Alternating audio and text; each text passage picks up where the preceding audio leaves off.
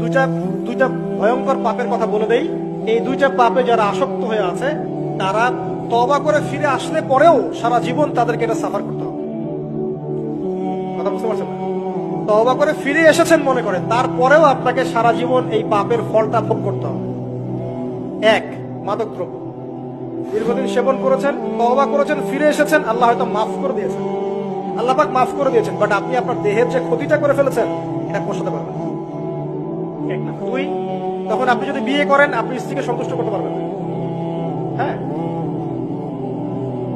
দুই নাম্বার হচ্ছে এই যে গোপনে যুবকরা যে পাপটা করে, মাস্টারবেশন, যেটাকে আমরা বলি হস্তমৈথুন, এই পাপ যেসব যুবকরা করছে বা করে, এবং অ্যাভেলেবেল এই পাপটা সবাই করে, কারণ এখন পর্নের যুগ, পর্ন দেখলে তো আর কোনো উপায় নাই, তখন তো এই পথেই যেতে হচ্ছে, নিজের উপরে নিজেকে জুলুম করতে হচ্ছে।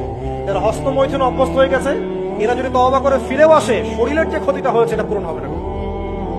এখানে আপনার দেহের ক্ষতি, আপনার মস্তিষ্কের ক্ষতি, আপনার পরিবারের ক্ষতি, এমন আপনি যদি পরবর্তীতে গিয়ে পরিবার গঠন করতে চান আপনি সুখী পরিবারও গঠন করতে পারবেন না, কারণ ভিতর থেকে আপনি নিজেকে শেষ করে ফেলেছেন।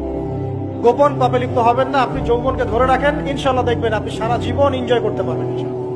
কিন্তু যদি এখন নিজেকে শেষ করে ফেলেন, এখন নিজেকে শেষ করে ফেললে আপনি বিয়ে করলে পরেও দেখবেন আপনি পস্তাচ্ছেন। ওই যে কলিকাতা হারবালে যেতে হবে তো।